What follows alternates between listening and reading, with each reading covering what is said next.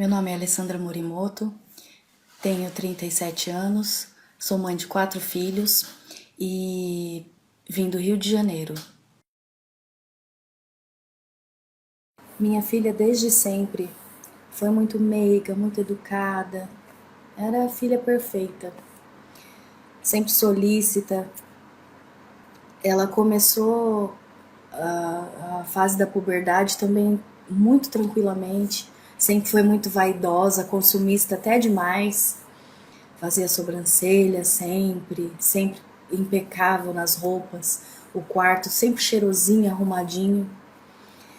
E quando no começo de 2016 ela começou a trabalhar comigo na esmalteria que nós tínhamos. E ela só elogios, todo mundo só tinha elogios para ela.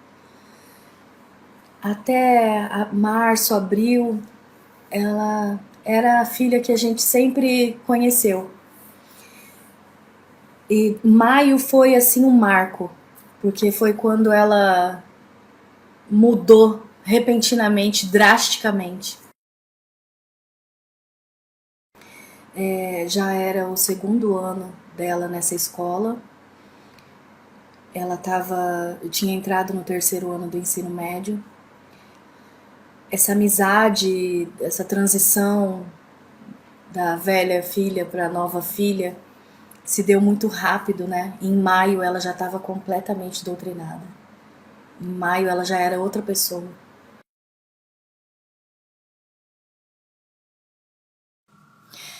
Ela começou a se interessar muito por política.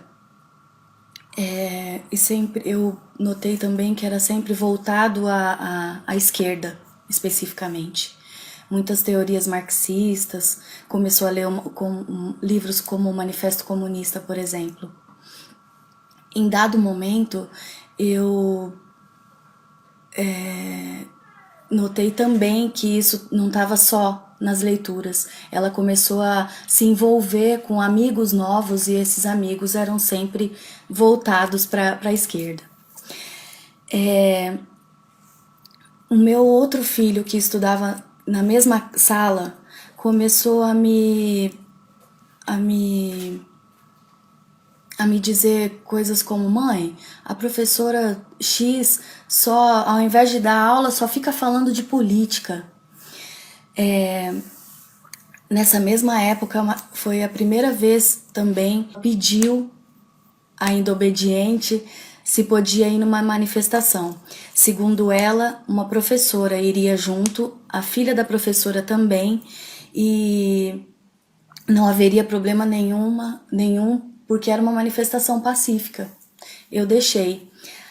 Acreditei que, afinal, ela estava com uma professora, né? Os professores querem sempre o melhor para os nossos filhos. Nesse mesmo dia, minha filha voltou para casa sozinha, dizendo que havia se separado da professora e da filha, porque em algum momento da manifestação começou muita violência ali. Enfim, a partir desse dia eu comecei a prestar mais atenção. O discurso dela começou a mudar. E aí, em um outro momento, ela deixou o Facebook logado. E eu vi ali a gravidade da situação. Ela se correspondia via Facebook com essa professora, inbox. A professora enviava diversos links para ela, todos de cunho socialista. E marcava manifestação, incitava manifestação, incitavam pensamentos que minha filha nunca tinha aprendido dentro de casa. Depois que nós constatamos que havia uma amizade entre a professora e que eu vi todos aqueles links que a professora mandava, nós procuramos uma psicóloga. Ela era especialista em adolescente, já havia trabalhado no conselho tutelar nesse assunto. Minha filha fez 4 meses mais ou menos de tratamento com ela, e nas conversas que nós tínhamos, ela me confirmou que minha filha realmente estava sofrendo doutrinação, que minha filha realmente tinha sofrido uma lavagem cerebral, que estava muito confusa. Só que minha filha não levou adiante. Ela interrompeu o tratamento à nossa revelia, tanto minha quanto da profissional.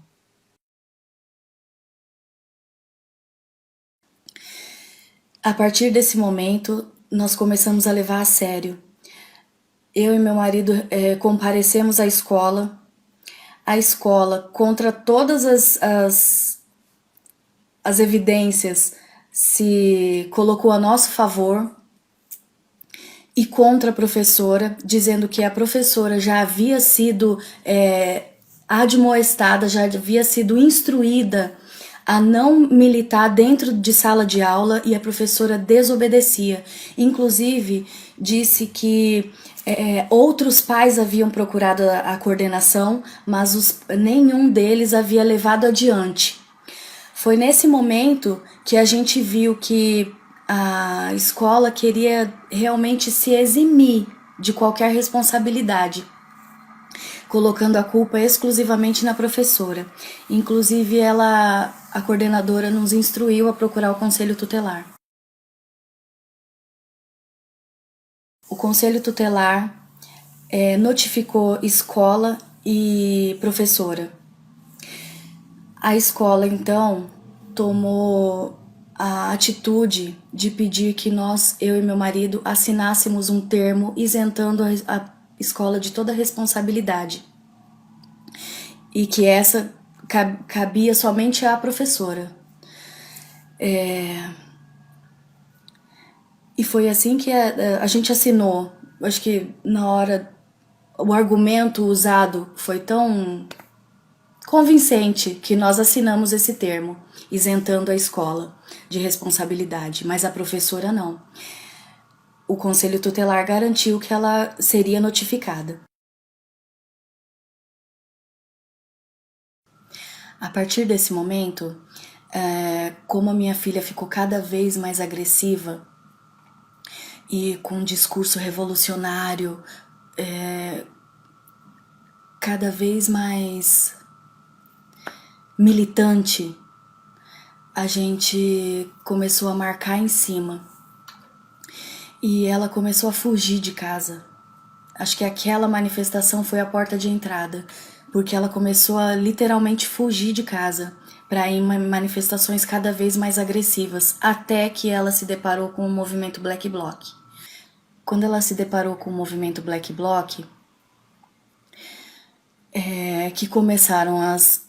que começou o problema realmente, porque todo aquele discurso ela começou a praticar dentro de sala, na escola,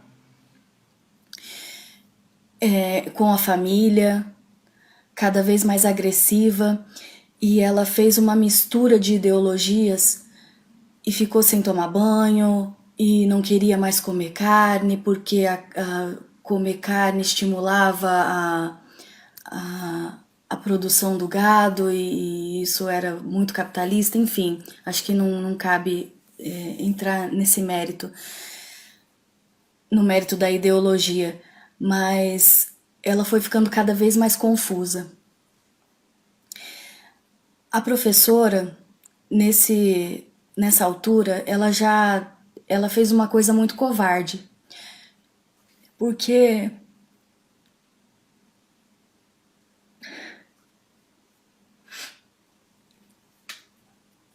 ela colocou minha filha nesse caminho, ela mostrou para minha filha o caminho das pedras. E quando no primeiro ataque que ela sofreu do conselho tutelar e da escola, ela se voltou imediatamente, rompendo com a minha filha. E por que dói tanto? Porque a minha filha discutia com a gente diariamente defendendo essa professora dentro de casa. Ela ficava contra a gente para defender essa professora. chamava a professora de amiga, dizia que só essa professora entendia o que ela sentia, entendia o porquê ela militava. E a primeira coisa que a professora fez em prol do emprego, em prol de si mesma, foi romper com a minha filha. Eu acho que se a ideologia dela é tão importante, é tão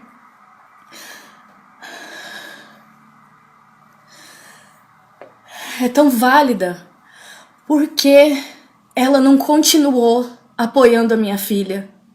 Essa é uma dúvida que eu tenho, que espero que um dia ela possa responder. Enfim, minha filha estava sozinha, mas ela já estava no caminho, envolvida com Black Bloc, com manifestação violenta, fugia cada vez mais, ofendia a gente o tempo inteiro, dizendo que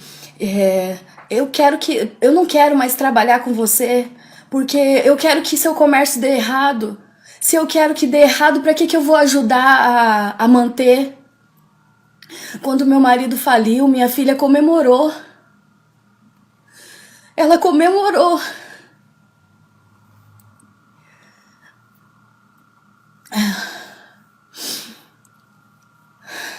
E é isso.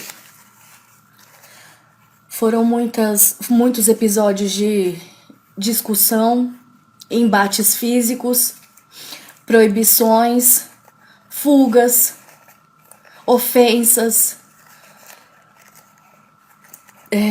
discursos ideológicos agressivos, revolucionários, mas que, se você tentasse aprofundar, ela não conseguia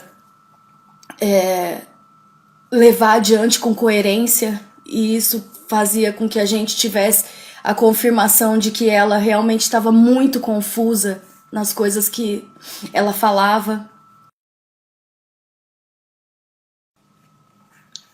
No dia da abertura dos Jogos Olímpicos, eu estava trabalhando, meu marido também. Uma amiga viu minha filha pela TV entre Black Blocs apreendidos no embate que teve em frente ao estádio Engenhão. Meu marido foi até lá e ele saiu de lá desolado, porque a minha filha desafiou ele, dizendo: você não precisa estar aqui, tem advogado aqui do PSOL, dos Black Blocs, que vão tirar a gente, você pode ir embora, não precisa ficar aqui, não precisa vir me buscar. E de fato havia 3 advogados lá, dos Black Blocs e um do PSOL. No dia 5 de novembro, a minha filha fugiu de casa de vez, dizendo que ia lutar em prol da causa, que ia morar numa casa mantida pelos patrocinadores do movimento Black Bloc, e que não era pra gente procurar ela. Eu e meu marido começamos a nos desesperar, né? E alguns dias depois, ela me ligou dizendo que ela precisava de uma autorização por escrito, porque os maiores de idade da casa exigiam dos menores de idade essa autorização para que eles permanecessem na casa. Nesse momento foi que ela se perdeu. Acho que não permitiram com que ela ficasse no lugar em que ela estava, e ela começou a andar de ocupação em ocupação. Isso nós soubemos posteriormente, porque ela simplesmente desapareceu. Nesse ínterim, nós fomos ao DECAV, ao DPCA, voltamos algumas vezes ao Conselho Tutelar. Todos eles nos instruíam a não fazer nada. Nós pedíamos investigação no DECAV, eles diziam que não podiam fazer investigação porque ela tinha saído da nossa revelia. Nós pedíamos pelo menos um mandado de busca e apreensão, porque pelo menos um policial para ajudar a gente nas investigações, etc. Mas a gente não teve ajuda de espécie alguma. A única coisa que nós tivemos foi um cartaz de desaparecida que o DPCA nos forneceu. Nós tiramos centenas de cópias e colocamos pelo Rio de Janeiro, nos bairros do Rio de Janeiro, onde nós sabíamos que havia movimento de adolescentes vestidos de preto. O intuito desse cartaz não era encontrar a minha filha. O intuito dele era fazer o reverso. Fazer com que as pessoas que estivessem com ela se sentissem inibidas, se sentissem coibidas em permanecer com ela ou na companhia dela. Como nós íamos em diversas manifestações, a gente viu que isso estava fazendo efeito, porque ela simplesmente desapareceu. Ela desapareceu a gente não achava, mas ela também não se colocava em risco. 1 mês e 3 dias depois que a minha filha fugiu de casa, ela voltou. Magra, esquálida, doente, vestida como uma mendiga, toda suja, fedida, mas com os ideais socialistas firmes na cabeça. Ela ia mudar o mundo, vestida de mendiga.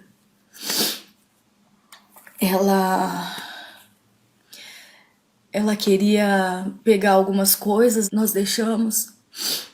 Como nós já havíamos andado por todos os órgãos que poderiam ajudar e eles mesmos nos instruíram a não fazer nada, a gente não pôde fazer nada a não ser deixar ela pegar as coisas dela e oferecer uma carona, para de repente ter uma ideia de onde ela estava, né? A carona que ela pediu foi para a ocupação do Pedro II em São Cristóvão, no Rio de Janeiro. E lá a gente ficou sabendo que havia outros adolescentes na mesma situação e lá dentro também. Algum tempo depois, minha filha apareceu em casa novamente, dessa vez no meu serviço, acompanhada de uma trupe, não tem outra palavra menos ofensiva. Eram adultos vestidos em andrajos como ela, todos com flores na mão. Parecia que eu tava num filme. Com flores nas mãos, com véus, ridículo. E ela apareceu com eles, me abraçou, todos me abraçaram, mas você via que não eram os adolescentes que eu estava acostumada a ver nas manifestações. Era diferente, eles eram adultos já tinham saído da puberdade. Ou seja, minha filha já tinha migrado para outro grupo.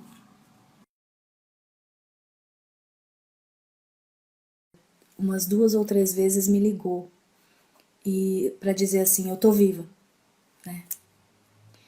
E em uma dessas vezes, com aquele apelo que eu tinha, volta para casa, pelo amor de Deus, a gente tá super preocupado, você pode continuar com os teus ideais, só não precisa ser tão drástico. Eu falei, tua família, você não pensa na gente, na nossa preocupação? A resposta dela foi a que mais marcou, essa foi a que mais marcou, por isso que eu acho importante dizê-la. Muito seca, ela me disse, o meu grupo desconstrói esse conceito de família. Para mim, eu tenho consideração por você porque você me criou desde que eu nasci. Mas para mim, vocês e as pessoas aqui de fora são a mesma coisa. Foi isso que eu ouvi da minha filha, da boca da minha filha, da maneira mais seca e fria que ela conseguiu dizer. Ela realmente estava se esforçando em desconstruir e ir contra tudo que ela sempre aprendeu, contra tudo que ela sempre viveu dentro de casa. Posteriormente, nós ficamos sabendo que esses adultos fantasia eram alunos da Unirio. Eles estavam na ocupação da Unirio. Minha filha ficou andando de ocupação em ocupação, assistindo palestra, participando de coisas que eu não posso nem citar, experimentando drogas que eu nunca tive contato. Isso dito por ela mesma depois que ela voltou para casa.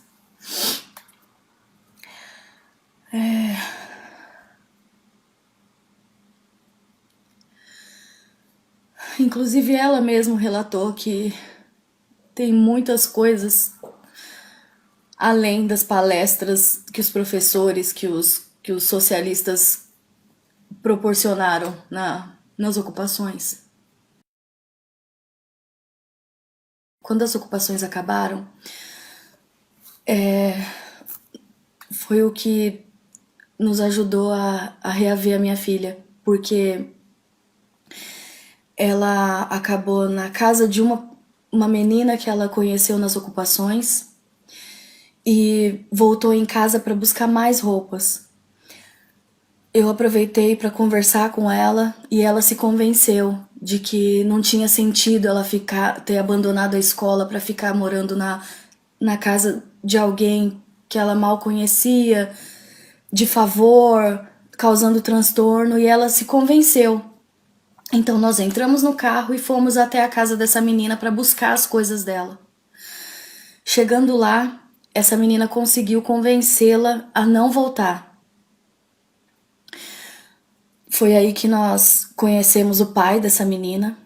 Ficamos sabendo também que a história que ele tinha ficado sabendo para aceitar a minha filha na casa dele era fantasiosa, era mentira das duas. Elogiou minha filha, dizendo que ela era educada, que ela ajudava nos afazeres da casa, fazia comida, limpava muito bem a casa. E isso me deu tristeza, porque qual o sentido, em nome de uma ideologia que eles permitirem, não sei quem era o mentor disso tudo, permitirem com que uma menina de 16 anos saísse da casa dos pais à revelia deles, abandonando a escola, para ficar lavando, cozinhando na casa de uma pessoa que ela mal conhece. Eu fiquei me perguntando o tempo todo por que ela tá aqui, se ela tem casa, se ela tem o quarto dela, se ela estuda numa escola particular, não tem sentido. Enfim, munidos do endereço, do nome do senhor, do nome da filha desse senhor, inclusive a filha também completamente alienada, assim como a minha filha, nós voltamos à nossa peregrinação, DECAV, DPCA, até que nós paramos no Ministério Público do Rio de Janeiro.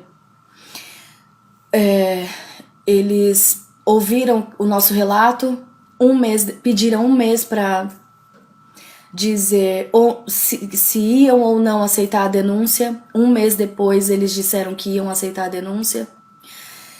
E aí, quando eles disseram que aceitaram a denúncia, eles já disseram também que eles poderiam emitir um mandado de busca e apreensão da minha filha e que nós poderíamos processar esse senhor e a filha.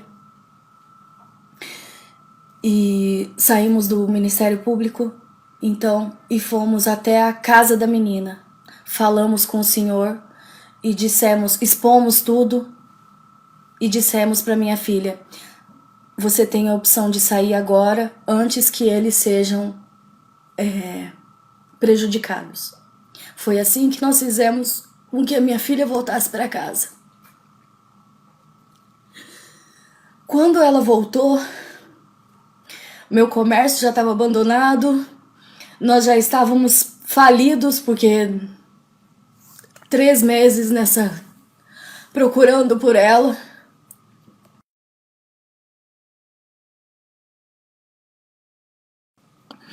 Quando ela voltou, em uma semana a gente desfez a casa toda e fugimos literalmente do Rio de Janeiro para tirar a minha filha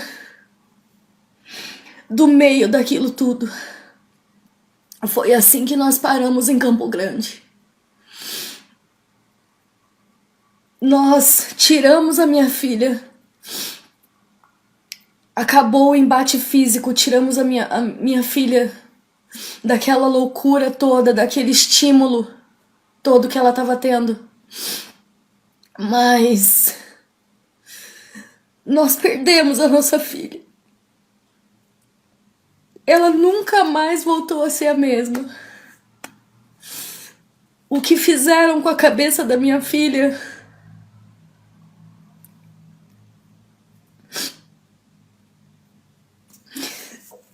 eu não vejo como voltar atrás. Ela fala em voltar para o Rio de Janeiro quando fizer 18 anos. Ela já tá fazendo planos para isso. Os ideais de esquerda, os ideais socialistas, o discurso de que Cuba não é tão ruim assim, continuam.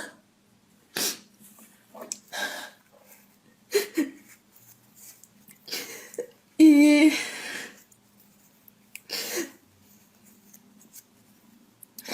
eu não tenho... Se eu não me apegar em Deus, não tem outra frase pra dizer a não ser essa, que eu perdi a minha filha.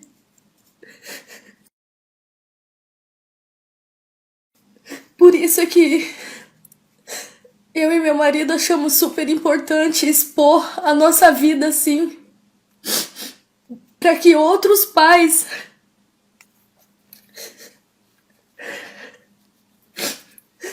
tomem consciência da gravidade do que a gente está passando dentro das escolas. Para que eles tomem consciência da gravidade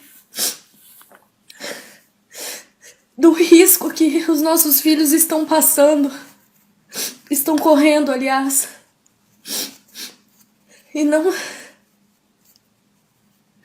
E fiquem em cima. Não permitam que os filhos deles também sofram essa lavagem cerebral. Desculpa. Que a minha filha sofreu.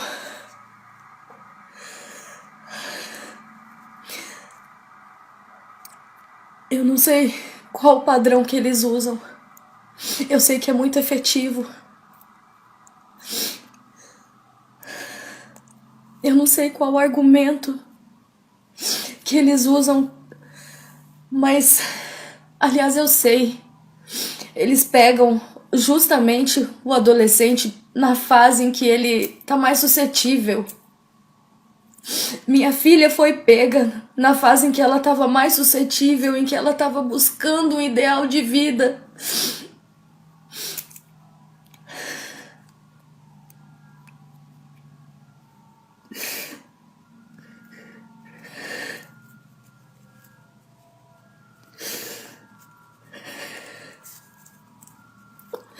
e usaram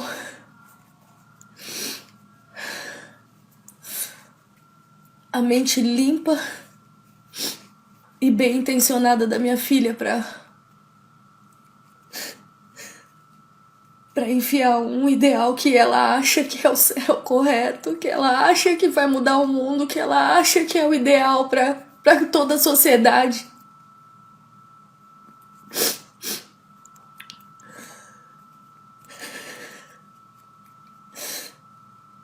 Em prol de poder.